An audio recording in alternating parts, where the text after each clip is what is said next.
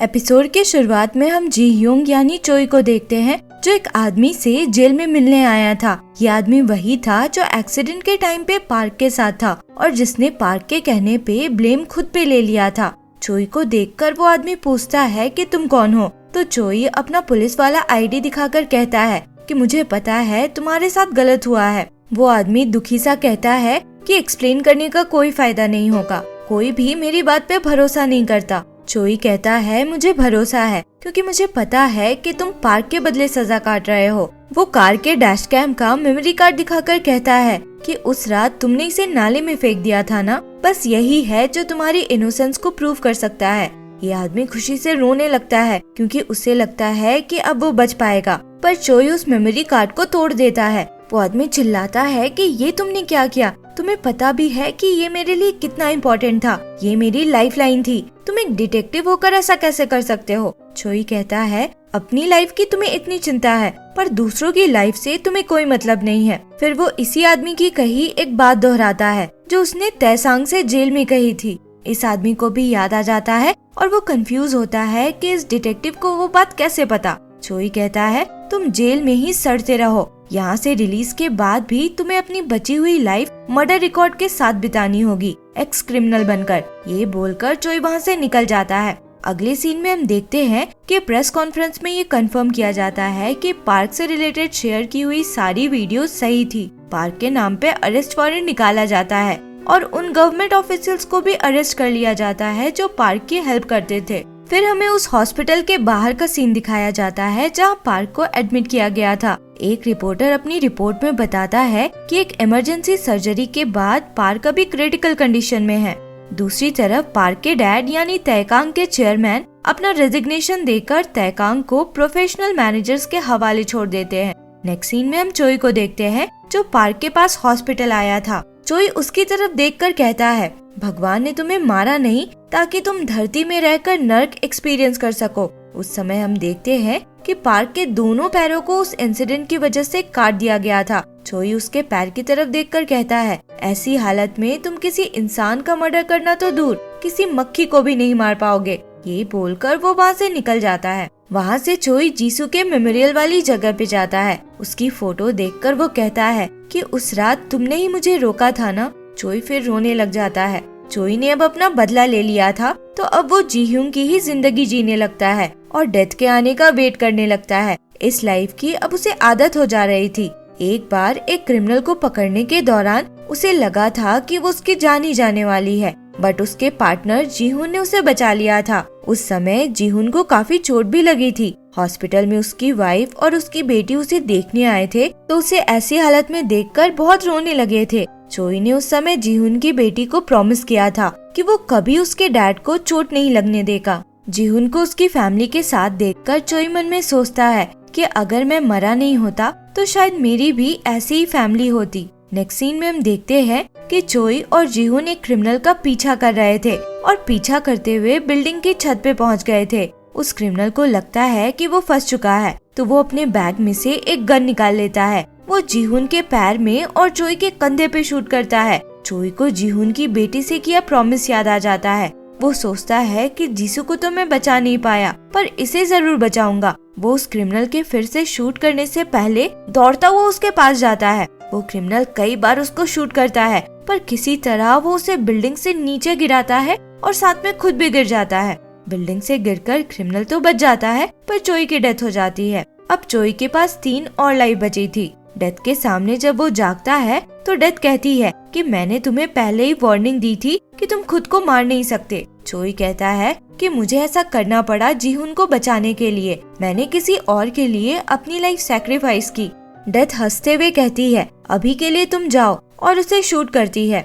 इस बार जागने पे चोई देखता है कि वो प्लेटफॉर्म पे सोया हुआ था। उसे रियलाइज होता है कि वो एक होमलेस आदमी है। वो सोचता है कि इसीलिए डेथ को हंसी आई थी। चोई मन में सोचता है कि मैंने अब तक इतना कुछ झेला है, उसके आगे ये कुछ भी नहीं। वो भीख वाले पैसे उठाकर जाने लगता है तो टीवी पे जीहुन के मरने वाली न्यूज देखता है। न्यूज में उसके अचीवमेंट्स के बारे में भी बताया जा रहा था। चोई मन में सोचता है कि उसे खुद के फ्यूनरल में जाना चाहिए।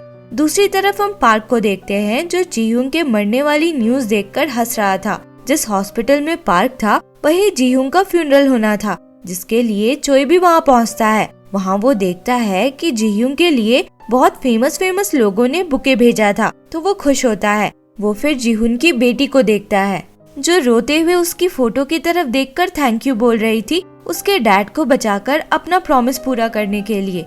चोई फिर जब वहाँ से निकल रहा था तो देखता है कि खुद प्राइम मिनिस्टर फ्यूनरल अटेंड करने पहुँचते हैं। चोई मन में सोचता है कि जीहुंग बनकर उसने जो अच्छे काम किए उसके लिए मरने के बाद भी जीहुंग को रेस्पेक्ट मिल रही है, पर लास्ट में उन एक्शंस का उससे कोई मतलब नहीं रहा है। फिर वो जीहुन को देखता है जो अकेले बैठकर बहुत रो रहा था और खुद में कह रहा था कि सब मेरी गलती है। चोई उसके पास जाकर कहता है कि तुम्हारी कोई गलती नहीं है, इसलिए खुद को ब्लेम करना बंद करो। मुझे पूरा विश्वास है कि डिटेक्टिव जीहुंग बहुत खुश हुए होंगे उस दिन तुम्हें बचाकर। पर जीहुन को गुस्सा आ जाता है। वो कहने लगता है कि तुम हो कौन, तुम किस अधिकार से मुझसे ऐसे बात कर रहे हो। चोई कुछ बोल ही नहीं पा रहा था। वो अपनी सारी लाइफ के बारे में सोचने लगता है। उसे अब खुद नहीं पता था कि उसकी क्या पहचान है। वो रोते हुए कहता है कि मुझे नहीं पता कि अब मैं कौन हूँ। चोई को अब समझ आ रहा था कि बार बार अलग अलग इंसान के रूप में पैदा होने का कोई मतलब नहीं है जब वो अपनी खुद की पहचान के साथ जिंदगी नहीं जी सकता। तभी वो देखता है कि वो चमकता वो स्टोन उसकी तरफ आ रहा था। वो उस तरफ देखकर कहता है कि अब बस करो, मुझे ये नहीं चाहिए। वो भागने लगता है और इस चक्कर में सीढ़ियों से गिरकर मर जाता है। चोई अब बहुत फ्रस्ट्रेट हो चुका था। वो चिल्लाकर डेथ से पूछता है कि उस दिन क्या मैंने जीहुन को सच में बचाया था? उसकी किस्मत में उस दिन मरना लिखा भी था। डेथ उसकी तरफ गन पॉइंट करके कहती है, अब तक तो तुम्हें समझ आ जाना चाहिए कि ये सब मैटर नहीं करता। ये बोलकर वो उसे शूट करती है। इस बार जागने पे चोई जानना नहीं चाहता था कि वो कौन है। वो बस सब कुछ खत्म करना चाहता था। पर उस चमकते हुए स्टोन के आ जाने से उसे पता चलता है कि ये आदमी वही लाइफ जी रहा था जो उसे चाहिए थी। इसके पास नौकरी और फैमिली दोनों ही थी। इसके जैसे ही ऑर्डिनरी लाइफ तो चोई को चाहिए था, पर इस आदमी के लिए सब कुछ अचानक से बदल गया था। उसे नौकरी से निकाल दिया गया था और जो फैमिली उसके लिए सब कुछ थी वो भी अब उसके साथ नहीं थी। उसकी वाइफ ने उसे डिवोर्स पेपर्स भेज दिया था। उसके पास अब कुछ भी नहीं बचा था। वो मर जाना चाहता था। इस आदमी की मेमोरीज पाकर चोई को अपनी लाइफ याद आ जाती है। एक बार फिर चोई के पास एक चॉइस था और इस बार भी वो वही करता है। वो दौड़ता हुआ सड़क के बीच में जाकर खड़ा हो जाता है। दूसरी तरफ से एक कार आ रही थी जो पार्क चला रहा था। कार उसे धक्का मारती है और वो उड़ता हुआ दूर जा गिरता है खुद के सामने। ये वही टाइम था जब वो इंटरव्यू के लिए जा रहा था और उसके सामने एक आदमी की डेथ हुई थी। अब मरता हुआ चोई पहले खुद की तरफ देखता है। यही वो मोमेंट था जिसके बाद उसकी लाइफ बर्बाद हुई थी। फिर वो पार्क की तरफ देखता है। इसी इंसिडेंट के बाद से वो मर्डरर बन गया था। तभी डेथ भी वहाँ आती है। वो डेथ की तरफ देखकर हेल्प मांगता है, पर वो कुछ नहीं करती। चोई के पास अब बस एक लाइफ बची थी। डेथ उससे कहती है कि तुम सच में होपलेस हो और तुम ही नहीं, सारे इंसान ऐसे ही हैं। वो अपॉर्चुनिटी को तब भी नहीं पहचान पाते जब उन्हें सामने से दी जाती है। चोई खड़ा होकर फिर से वही बात कहता है जो उसने बिल्डिंग से कूदते समय कहा था कि डेथ तो बस एक जरिया है मेरे पेन को कम करने का। वो डेथ की गन के आगे आकर कहता है, ऐसे भी मैं हिल ही जाने वाला हूँ, तो टाइम वेस्ट करना बंद करो। तुम किसी भी बॉडी में मुझे डालोगी, मैं तुरंत ही अपनी लाइफ खत्म कर लूंगा। डेथ कहती है, मुझे नहीं लगता कि तुम ऐसा कर पाओगे, और वो उसे शूट करती है। इस बार जागने पे चोई देखता है कि वो अपने ही घर पे है। वो कंफ्यूज होकर मिरर के आगे जाता है तो देखता है कि इस बार वो अपनी मॉम के बॉडी में है। और इसी के साथ ये एपिसोड यहाँ खत्म होता है। आगे क्या हुआ इसके लिए मिलते हैं अगले वीडियो में। अगर एक्सप्लेनेशन पसंद आया हो तो लाइक, शेयर एंड सब्सक्राइब करें। Thank you for watching.